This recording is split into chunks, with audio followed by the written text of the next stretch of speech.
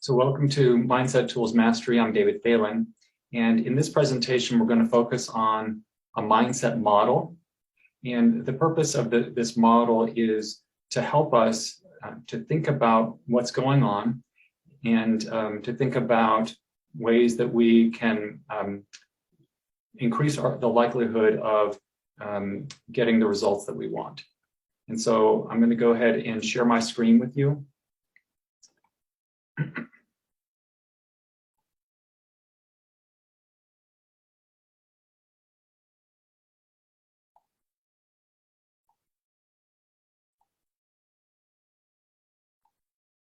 Okay. So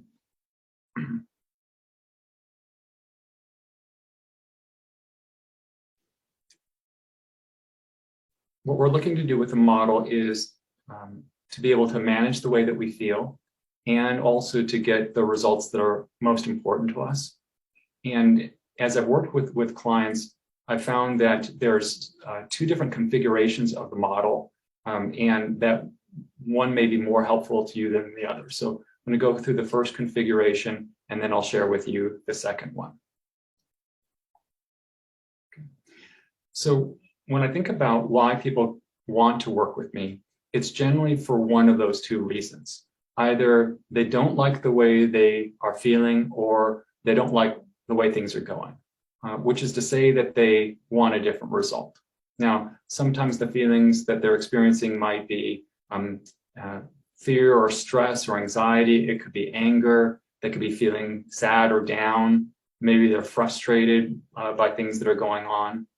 And sometimes it's that they want to be able to accomplish something more specific. They might want to have a better relationship with their spouse or their partner. They might want to find a better way to raise their children. Maybe their parenting strategies aren't working.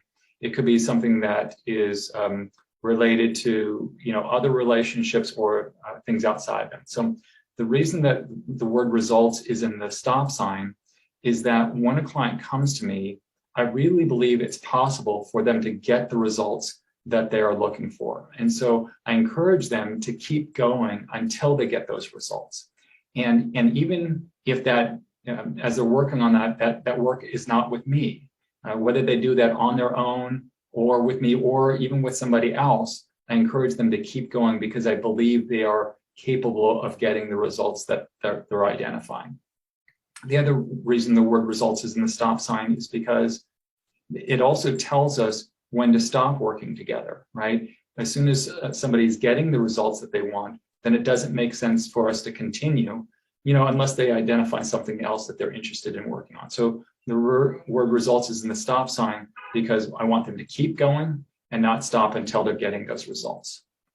Now, when you're thinking about what it is that you want, and for the purposes of this presentation, it might be helpful to think about your life and to be able to identify, is there anything in any area of your life that's not going the way that you would like it to go? It could be a relationship with somebody.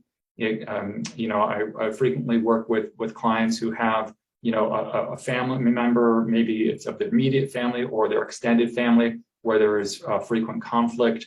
It could be something happening, like I said, at work. Maybe they're not reaching the deadlines that they want to. They're not getting the metrics that they're being expected to accomplish. It could have something to do with their spirituality. It could be something about their emotional well-being, their health. Maybe it's weight loss or exercise or something like that. So there are a lot of different areas in our life where we want to get different results. So just think about your own life for a minute and just take a moment to write down one example of a different kind of result that you would like to get.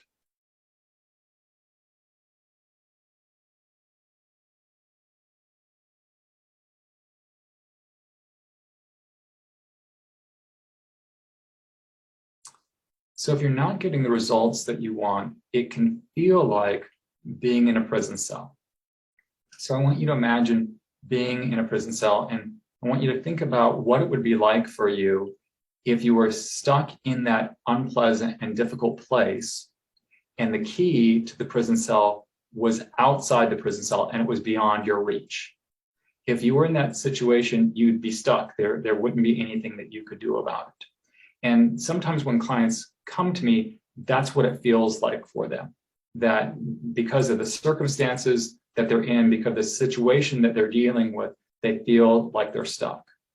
But one of the things that we explore is, what if the key, in fact, was not outside the prison cell? What if the key was inside the prison cell? Then if they're able to identify that, if they're able to find the key, then they're able to liberate themselves. And this model is about that, is about where do we place our focus so that we can get the results that we are most interested in. So in order to describe how we're going to do that, I want to talk a little bit about the nature of thought. And this is an area where we can get stuck in our approach to things if we don't understand how thoughts really work. So this painting that you can see here is by an artist who I really love and appreciate. And this painting was in my office for many years. And often I would use this as an example, and I would ask my clients, is this a lighthouse in the ocean? And oftentimes they would, agree that it's a lighthouse in the ocean.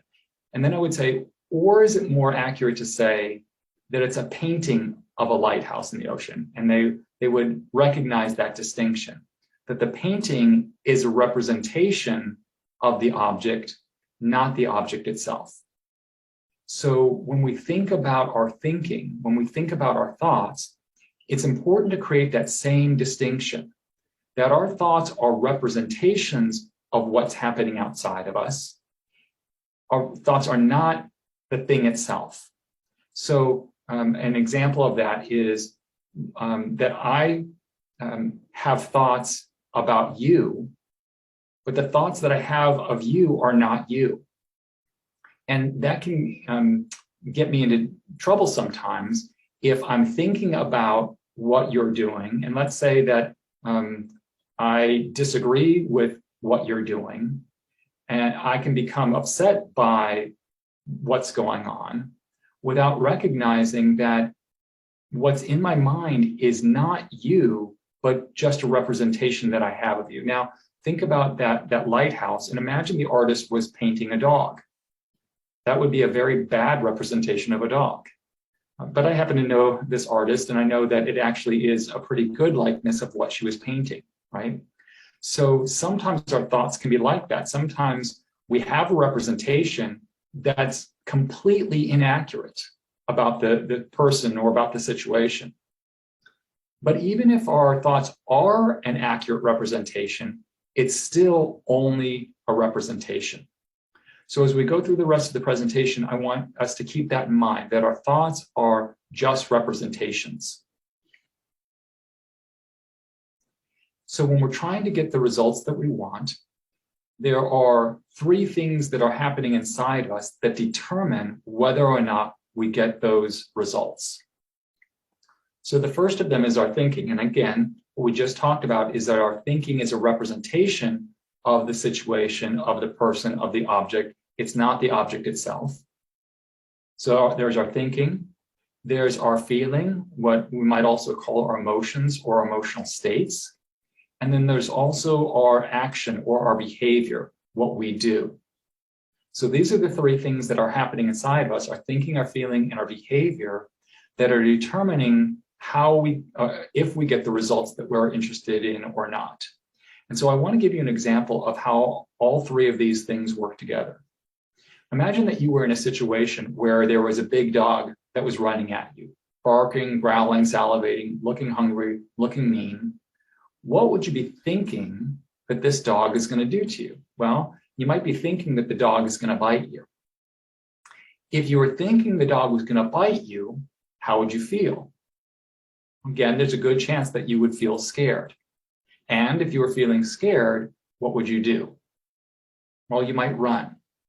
Okay, now, ask yourself if that makes sense, that the way that this lines up is that our thinking leads to our feelings lead to our behavior. Okay, now, imagine that you're in the exact same situation. This big dog is running at you, barking, growling, salivating, looking hungry, looking mean, but you know this dog, and you know there is absolutely no way in the world this dog is gonna bite you. You're thinking to yourself, the dog is not gonna bite you, it's not gonna attack you, it's not gonna jump on you, it's not gonna scratch you, it's not gonna do anything.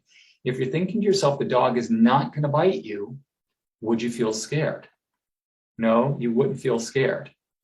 Okay? And if you're thinking the dog is not going to bite you and you're not feeling scared, would you run? No, you wouldn't run. Okay, now, sometimes when I've suggested this to clients, they would say to them, they might say to me, well, I'd still feel a little scared.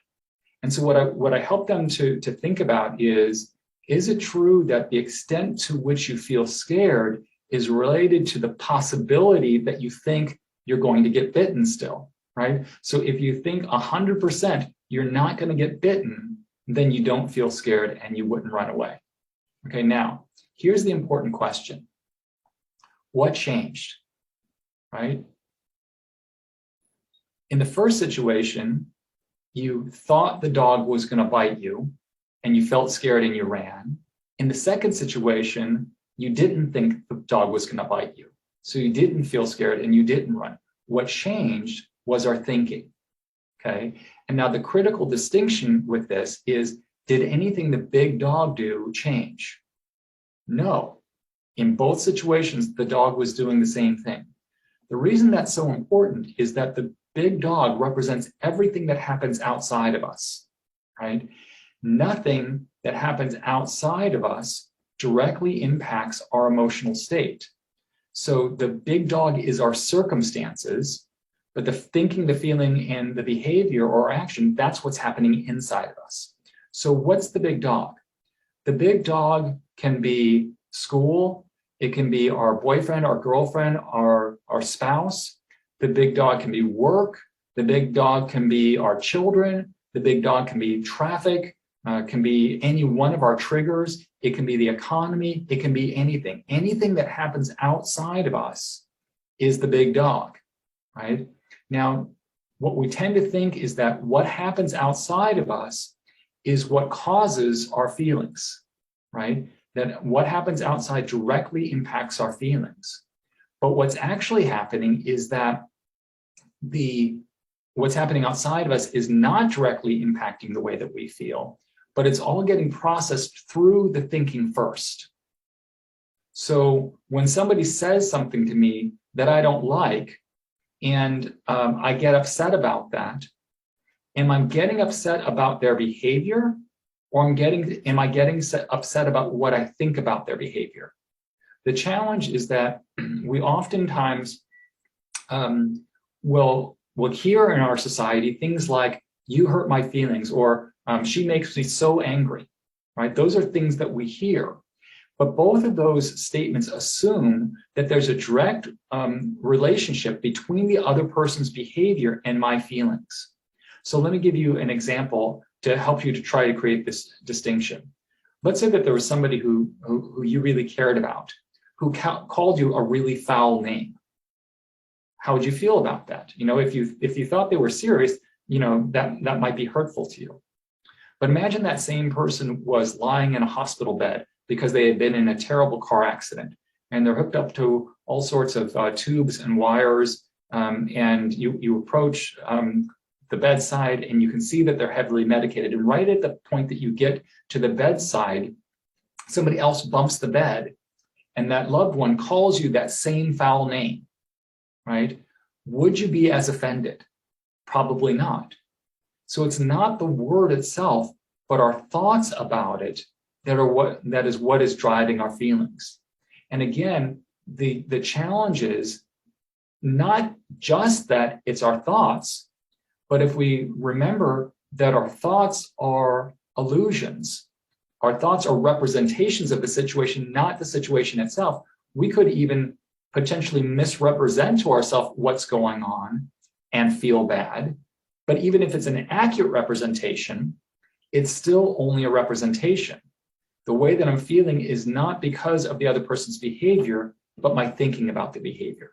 Now, why is it important for us to be thinking about our thoughts and about our feelings? Because there is a connection between our thinking and our feelings and our behavior. So I'd like to try to illustrate why what's going on with our feelings is so important. So imagine playing in a basketball game, and imagine that you get hit upside the head. How would you feel about that? Well, you might be upset. Imagine getting hit upside the head 10 times in the same game. Could you imagine getting so upset that at some point you walk off the court or you swing back? Yeah. So how you're feeling drives the behavior. So imagine that it's the 10th time that you've been fouled, and the ref finally blows the whistle and says you're going to go shoot free throws. Well, if you are already across the threshold in terms of how upset you are, you might not go to the free throw line. You might swing back or walk off the court. Okay. So in that moment, what you do you go to the free throw line or not, is determined by how you're feeling. Okay, now let's imagine 10th time you've been fouled. Ref finally blows the whistle. You're not across the threshold, so you're going to go shoot free throws. Getting ready to make the free throws, you're consumed by how upset you are. How well are you going to do making free throws? Probably not well. So if we can recognize that our thinking is driving our feelings, and our feelings are driving our behavior, our feelings are determining both what action we take as well as the quality of the action. So if we're trying to get different results, if we're not aware of our thinking, we're going to have difficulty getting different results. If we're not aware of our emotional states, we're going to have difficulty getting different results. So again, our feelings are determining both what action we take as well as the quality of the action.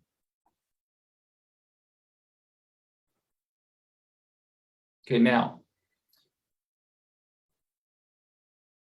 when somebody's not getting the results they want, they might decide to focus on the action so that they can get a different result. Now, that seems like a reasonable thing to do, but there can be a challenge with that. And the example that I would like to use is sort of a classic example of weight loss.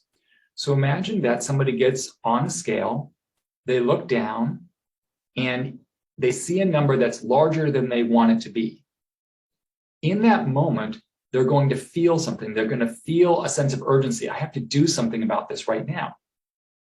Oftentimes, what happens in that moment, though, is that their thinking then shifts to their behavior. What am I going to do differently? I'm not going to eat any more sweets. I'm not going to eat any more carbohydrates. But then what happens? An hour later, they're standing in the kitchen. They're surrounded by sweets and carbohydrates. What happens to the decision they made an hour ago? It goes out the door, right? What if instead, when they were standing on the scale, looking down, seeing that number that's larger than they wanted to be, feeling that sense of urgency, instead of thinking about their behavior, they asked themselves the question, how do I maintain this sense of urgency? If it was an hour later and they were standing in the kitchen and they were surrounded by sweets and carbohydrates, but they were still feeling that sense of urgency that they have to do something about this right now, their mind would quickly figure out what to eat or not to eat with very little struggle, right? So instead, if we want to get different results, the temptation might be to think about the behavior. But if we're not in the emotional states that's going to drive that behavior, both what we do and the quality of what we do, we're unlikely to get the results that we're really looking for. Now, I want to offer you one caveat with the model that I'm suggesting to you. So I want you to think about the difference between Disneyland and Auschwitz, a Nazi concentration camp, right? Disneyland bills itself as the happiest place on earth. Okay. Now ask yourself, would it be possible to feel miserable at Disneyland? Yeah. If you thought about how much it costs you to get in, how long the lines are, how hot it is outside, how overcrowded the park is, how overpriced everything is in the stores, you could be miserable in Disneyland. Okay, now think about a Nazi concentration camp. If you're a prisoner, is that a happy place to be? No. But what's really interesting is if you read the writing that came out of Auschwitz, particularly a guy named Viktor Frankl, he was a Jewish psychiatrist that was imprisoned in the camp. And after he was released, he wrote a book called Man's Search for Meaning. Based on that book and his work, a whole field of psychology was developed called logotherapy or meaning therapy. And one of the things that he wrote about and talked about was the joy that prisoners experienced. Now, that doesn't seem to add up, right? But he talked about noticing that when people arrived at the camp, they made a decision about what being there meant. Again, that's a thinking kind of thing. And he said that many people decided that what it meant was their life was over. He also noticed that nobody who made that decision had that meaning survived the camp. The only ones that got through the camp were ones who had made a different decision, had a different meaning, that their life was not over. Now, clearly, even some people who had decided their life was not over may still have been executed, but the point is that nobody survived who decided their life was over. And he noticed that among those people, they had something else that was in common. And that was a reason to live that was beyond the camp. He said, for many people, it was their family. That was the important thing that was beyond the camp. He himself pictured his wife's face every single day while he was there. He didn't know that she had been executed in one of the other camps. He didn't know that both of his parents were executed in one of the other camps. So you're talking about a man who experienced significant personal loss himself, and yet still goes on to write about joy. He said for other people, it wasn't their family that was important to them. It was the work that they were involved in. That was so important to them. They were determined to get through the camp, to get back to that work. For other people, it may have been a belief in God. For other people, maybe a desire to get out and tell the story of what was going on to make sure that something like that never happened again. But he said that he noticed that when people had a reason to live that was beyond the camp, they found joy while they were in the camp. And he said, it could have been something related to something small, like an extra scrap of bread or a guard who smiled at them or something that another prisoner did, but it was real joy. Now, why is that important? Well, if you can be miserable in the happiest place on earth and you can find joy in a Nazi concentration camp, then it just confirms that idea that it's not what happens outside of us that determines our feelings. Now, having said that, however, I will also tell you it's a whole lot easier to feel happy at Disneyland than it is in Auschwitz, which is to say that although our circumstances do not dictate our feelings, they certainly support them. So on a day that things are going well, it's going to be easier to feel happy than on a day that things are not going well. But if you keep in mind that our happiness comes more from our thinking than from our circumstances, then even when things are not going well, we can still choose to be happy. One final note in this particular configuration of the model is the circle. The circle represents our body. And unlike what happens outside of us, the things that happen with our body have a direct impact on our emotional state. So think about how you might feel a half an hour to an hour after eating a large Thanksgiving type meal. Are you going to feel motivated or lethargic? Well, you're going to feel more lethargic. Or think about how you feel if you haven't gotten enough sleep, right? You're more likely to be irritable. No thinking is required. You just are more irritable. So as you're trying to get the results that you are interested in, it's important to pay attention to what's going on with your body. Sometimes I work with clients that are experiencing anxiety or depression, and they're working on the strategies, and they believe the strategies work. And I know from my experience that the strategies work, and they're still having a hard time getting results. Then we look at, what's going on with their physiology. Is there a hormone imbalance? Is there something going on with their sleep? Are there other things that are related to their physical health that might be getting in the way? I always tell my clients, we can know the right thing to do, But if our physiology, there's something going on with our physiology, we may find it difficult to get ourselves to do those things. Okay, so remember also that the changes that we get in our emotional state with our feelings are going to be fast. They're going to be fast both into and out of. The changes that we get in our emotional state through our thinking are going to take us longer to get to, but they're also going to last longer. So I want you to think about this model, think about, again, results, and what are the behaviors that get us the results, the emotional states that are driving the behavior, what's our thinking that supports that emotional state that is driving that behavior that gets us result. And I want you to think about the area of your life that you identified at the beginning of the presentation where you would like a different result. And I just want you to take a moment to think about, is there any application that you see in this model to what's going on with you? Again, I'm going to give you a moment to do that, and then we'll talk about the next configuration.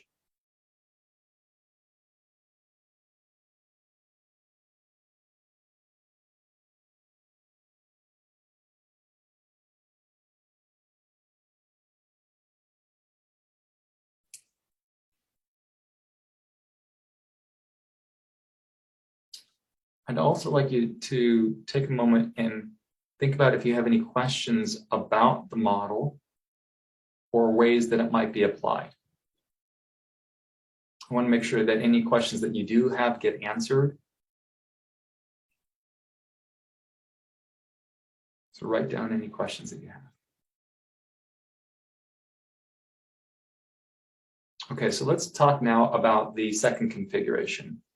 It might help you as it has some of my other clients. And this configuration is more linear. And so the key that I ask people to keep in mind is that the problem is not the problem. So oftentimes when they come to me and they are talking either about the way they feel or they're talking about a distressing situation, what I try to help them to recognize is that if the problem is the way that we feel, or the problem is the situation, then we're going to stay stuck. We've set it up where the keys are outside the prison cell, okay? So think about challenges that people might come up for people, you know, if they said they're having a bad day. Well, for what reason might they be having a bad day?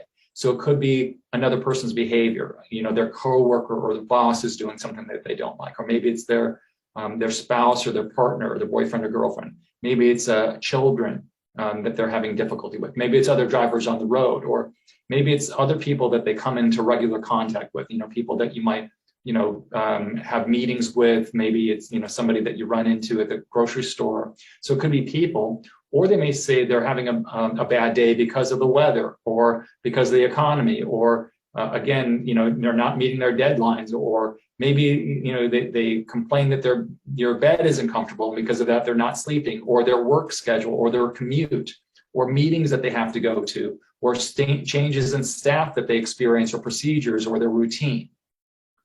What I'm going to suggest to you in this model is that none of these things outside of us is the problem.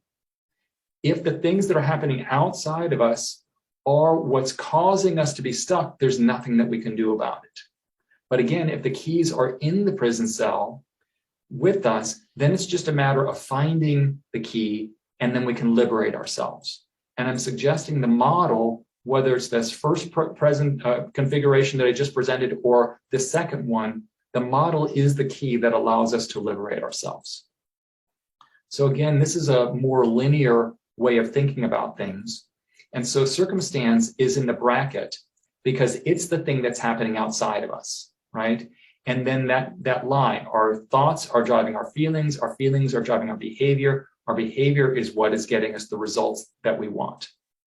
Okay, now, as we think about this and thinking about what I said before about the big dog, the conclusion that we're coming towards is that circumstances are neutral. What do I mean by that? So does it make sense to you that two people can watch a Donald Trump speech and have a very different reaction to it. Or two people can watch a Joe Biden speech and have a very different reaction to it. If the reaction was in the speech itself, then everybody would feel the same way. But what's really happening is that we observe the speech and then we evaluate it. And we evaluate it based on our own thinking, our thinking about how the world works, our thinking about what's right or wrong. So the situation is neutral. It doesn't contain the feeling. There are no feelings until we think about it. Another example of that might be, imagine that somebody was talking behind your back and they were saying really terrible things about you. If you didn't know they were talking about behind your back, how would you feel?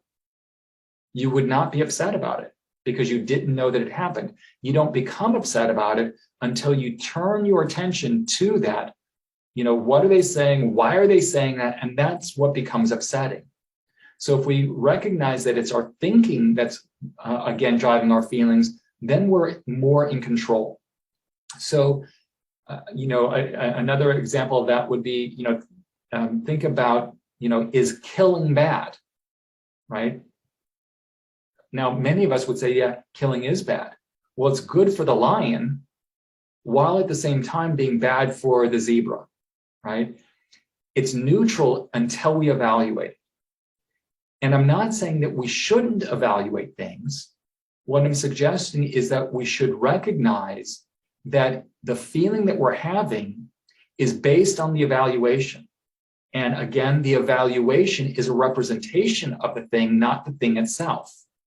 And so if we are evaluating it in a way that supports the emotional states that are going to drive the behavior that gets us the results, then we can go ahead and hang on to that. But if we're evaluating it in a way that is distressing to us, or that gets in the way of the behavior that gets us the results, then we can recognize that we're at liberty to change that. So if we're not getting the desired result that we want, how do we use the model? Okay, so we can apply it again to any situation that we're feeling stuck. We're not getting the results that we want, either because the result itself or the way that we feel. And to get the desired results, what we want to do is to clarify what is the result that we actually want. So I was talking with a client earlier today, and he's in conflict in his marriage. And so I asked him to think about, rather than describing to me what's going on in the conflict, I asked him to see if he could identify what he wants, like what would an ideal marriage look like? Okay, so the first thing that we want to do is to get clear about where it is that we're going. What's the result that we're actually looking for? Okay, and in doing so, again, we're focusing on the result. Sometimes, like I might be driving and I think I know where I'm going and I'm clear enough about it to get into the neighborhood.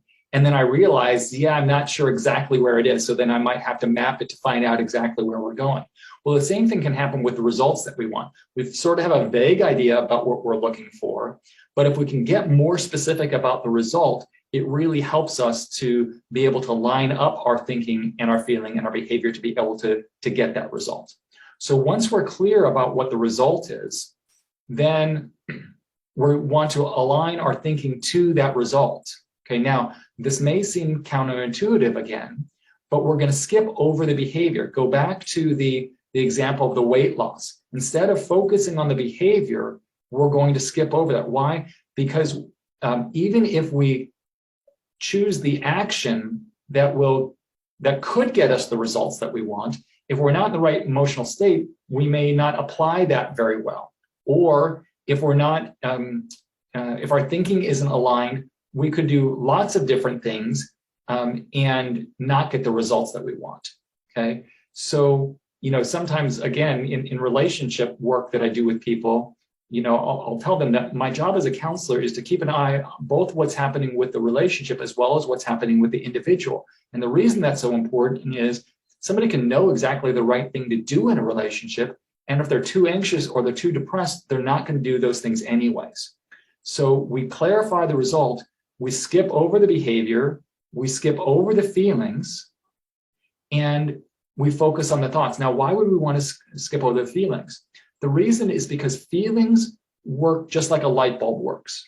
If I flip a switch, the light's going to go on. The light doesn't have a choice, right? And so the flipping the switch is my thinking. So if my thinking is aligned, it's going to produce the feelings that are going to empower me. And so I don't have to worry about what the feelings are if I can get my thinking aligned. So start with clarifying the result, work backwards, skipping over the feeling behavior, over the feelings to the thinking. Okay, if our thinking is aligned with the results that we want, it's going to set us up with the empowering emotional states that help us to find the behavior that's going to get us the result that we want. If we are really committed to the result, we're going to be willing to go through all sorts of different trials in terms of what we attempt to be able to get the results that we want. If our thinking about getting the results is sort of half committed, when we try something that doesn't work, then we're more likely to give up. So from the results, again, skip over the behavior, skip over the feelings, and go to the thoughts. Okay, and so if we want to align our thinking to the results, so here are some questions that we can ask ourselves, right? One of the exercises that I do with my clients is what I call a mind up. And I ask them to think about anything that comes to mind when they're thinking about the circumstance or about the result, right? And I just ask them to keep writing, like for a period of like 5 minutes, just keep writing as many things as you can think about without editing it, without thinking about whether it's right or wrong. Just get whatever is in your mind out onto paper, okay? And then once you've done that, then take one of those thoughts and ask yourself, why am I choosing to think that? If we recognize that our thoughts are our choice, this question sets us up to recognize that I'm in control.